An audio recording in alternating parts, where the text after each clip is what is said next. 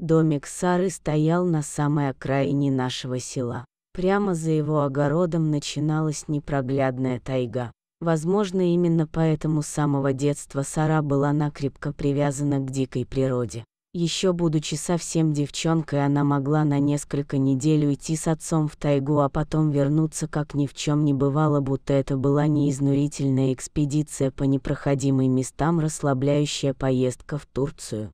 Сара росла крепким здоровым ребенком, будто сама тайга питала ее силой и энергией. А вот родителей ее не стало совсем рано. Ушли они один за другим, оставив девушку одну в этом огромном мире.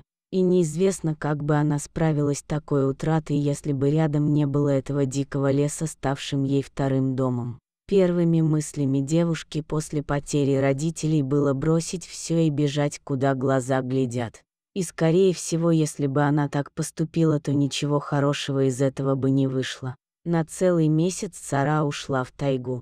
Люди в селе уж начали поговаривать, что сгинула девушка, мол, без следа растаяла на бескрайних просторах таежного леса. Но на удивление всем Сара вернулась. Однако что-то незримое навсегда изменилось в ней. Односельчане часто навещали Сару, стараясь стать для нее большой любящей семьей. Девушка, конечно, это понимала и ценила, стараясь каждому отплатить тем же. Но все же по натуре человеком она была замкнутым. И только своей лучшей подруге она смогла признаться, что теперь она ждет ребенка. «Когда же ты успела?» – всплеснула руками Лиза. «В деревне то и женихов, почитай, нет». «Откуда же? А ты помнишь, я в тайгу на месяц уходила?» – улыбнувшись, просила Лиза. «Так вот, я там на лагерь геологов наткнулась, у них и жила. Иду, готовила хозяйство, вела, да от мысли своих темных скрыться пыталась. Вот там есть Тёма и познакомилась». Девушка непроизвольно улыбнулась и погладила свой слегка округлившийся живот. В ее голове всплыли воспоминания о молодом широкоплечьем юноше, который смог таки вскружить ей голову. А он-то знает. Нарушила благостное воспоминание Лиза, кивнув на живот подруги. Сара отрицательно покачала головой. «А я сама только недавно поняла, а их уехал». Голос девушки незаметно дрогнул.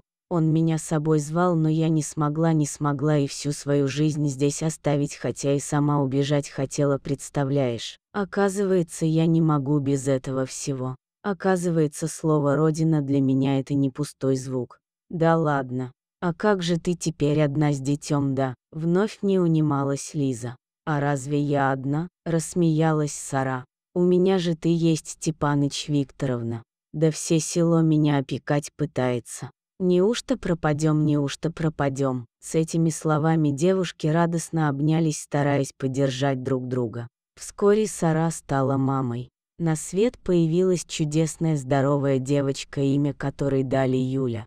Сара и правда не оставляли без внимания и заботы. Иногда девушка думала про себя, как же ей повезло родиться именно здесь, в этом таежном и глухом углу, где люди еще сохранили свою человечность и доброту сердца. Несмотря на то, что Юля была еще совсем кроха, Сара уже брала ее с собою в тайгу. Сначала это были небольшие прогулки, чтобы ребенок с самого раннего возраста уже привыкал к таежным звукам и ароматам. Первую свою ночь в тайге Юля провела, когда ей только-только исполнился год. Многие удивлялись: «Ты чего, мамаша, разве можно ребенку в тайге, не погубишь ли?» На что Сара всегда отвечала: «Да я и сама в тайге выросла, чем же моя дочь хуже? А тайга, она только силу да здоровье людям дает, тем, кто правильно ее понимает». В этот раз Сара с Юлей тоже путешествовали по тайге. Девушка старалась показать своей дочери все красоты и тайны этого места, как вдруг они услышали чей-то жалобный вой. Эти стоны были наполнены такой болью, что сердце Сары сжалось от страданий этого несчастного существа, и ей не оставалось ничего другого, как попытаться помочь. Многие, конечно же, назвали бы поступок Сары безрассудным и безответственным, но по-другому поступить она не могла. Поспешая на стоны, девушка вдруг наткнулась на распластавшуюся под елью волчицу. «Так вот, кто здесь мучается», — подумала она про себя. Волчица же подняла на нее голову, но вскоре вновь откинулась, протяжно завыв, видимо, предчувствуя свой скорый конец. Сара, отстегнув слинку, садила девочку под елью, а сама подошла к волчице. «Больно тебе, милая, вижу, ты тоже мамой стать пытаешься, тяжело это по себе знаю. А давай я тебе помочь постараюсь». Она присела рядом с волчицей и осторожно положила руку на ее серый бок. Волчица посмотрела на человека, но, видимо, в таком состоянии ей было уже все равно. Сара всю свою жизнь родилась и выросла в деревне. Конечно, не раз она видела, как появляется новая жизнь, как-то она вместе с отцом помогала появиться на свет маленьким козлятам. Но все же она страшно переживала и боялась не справиться. Почти час провела Сара возле волчицы, один за другим принимая 4 волчат. А Юля же все это время послушно сидела возле дерева, наблюдая за этой спасательной операцией и стараясь не отвлекать маму.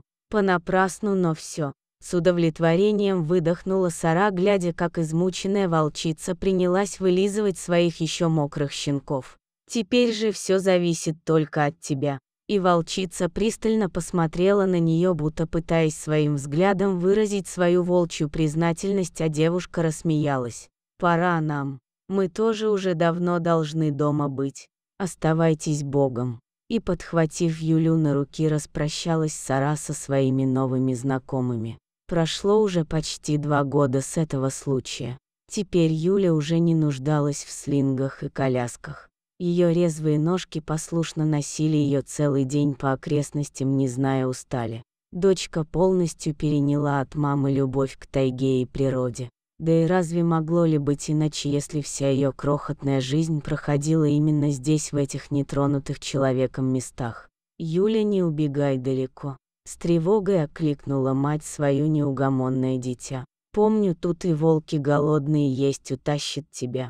А что я одна буду делать?» Девочка, послушав мать, вернулась к ней и взяла ее за руку. «Ну вот теперь другое дело», — облегченно сказала Сара. Но в этот момент, словно из ниоткуда, перед ними вырос громадный бурый медведь. Уж не знаю, чем женщина с ребенком вывели себя косолапого хозяина. Да только он поднялся на задние лапы и двинулся на людей, не обещая им ничего хорошего. Сара схватила дочку на руки, прижала к себе.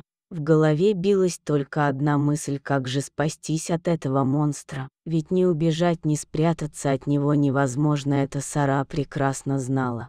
Неужели у них совсем не осталось шанса на спасение? Но тут, откуда ни возьмись, из чащи выскочил крупный серый волк и без предупреждения схватил сзади медведя за лапу, заставив того опуститься на землю. Медведь взревел от боли и ярости, мгновенно обернувшись на неведомо откуда появившегося противника. Что за глупец посмел кинуть ему вызов, ведь одного удара его могучей лапой достаточно для того, чтобы выбить из него жизнь. Медведь ринулся было на врага, но тут из кустов один за другим появилось еще 4 молодых волка. Они начали скалиться и окружать косолапого, лишая его пространства для маневра и заставляя распылять свои силы на каждого из них. Сердце Сары сжалось от страха, наблюдая за схваткой медведя и волков. Медведь быстро понял, что ему не выстоять одному против целой волчьей стаи. И, улучшив момент, он ринулся обратно в чащу, заставляя горячую кровь молодых волков преследовать по сравнению хозяина тайги. И только самая крупная и пожилая волчица на мгновение задержалась, также пристально посмотрев на Сару, как и 2 года тому назад. А девушка тут же вспомнила этот взгляд и все поняла. Она поняла, что все в этом мире возвращается. И добро тоже обязательно вернется, и неважно даже, кому вы его когда-то сделали.